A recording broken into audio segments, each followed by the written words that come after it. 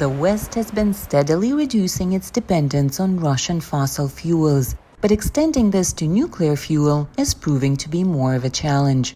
According to Forbes, Russia's Rosatom State Nuclear Energy Corporation alone controls 38% of the world's enriched uranium market, with Russia as a whole holding 46%.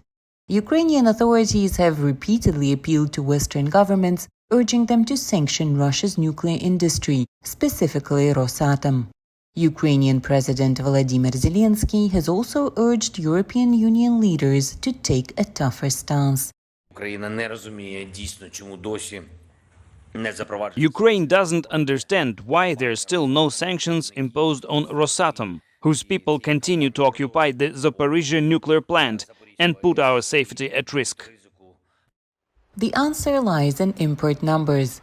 According to Euratom, supply agency of the European Atomic Energy Community, Europe reported getting about 17% of its uranium in 2022 from Russia, and about 27% from Russian ally Kazakhstan.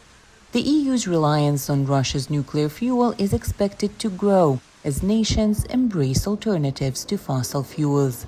In 2022 alone, U.S. companies purchased nuclear fuel from Russia worth $1 billion. In April 2023, the U.S. imposed sanctions against Rosatom subsidiaries. Back in the early days of sanctions, when I was doing them for the U.S. government in 2014, I urged every company I could find that was doing business in Russia to find a way to diversify their sources so the Russians wouldn't have leverage. And I think we are rather late in diversifying our sources of nuclear material. Sonia D. Schmidt agrees.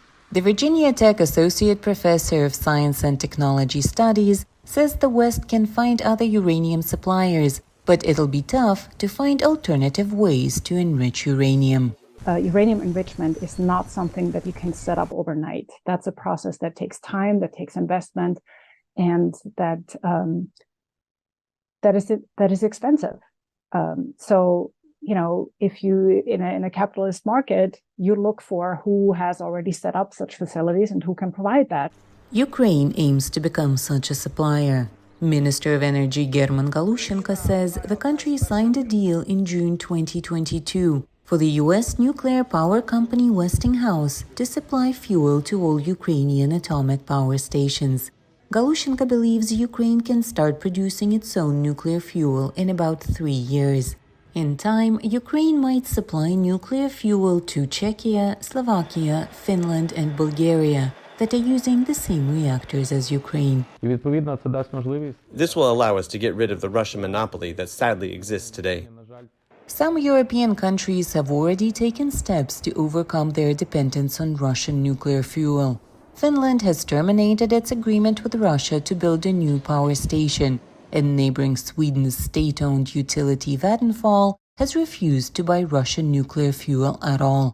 Many Western countries still depend on Russia's nuclear fuel, and this dependence slows the effects that sanctions might have on Russia. The solution, experts believe, lies in finding alternative sources, and Ukraine hopes it can become one of them. For Alexei Kovalenko in Washington, Anna Rice, VOA News.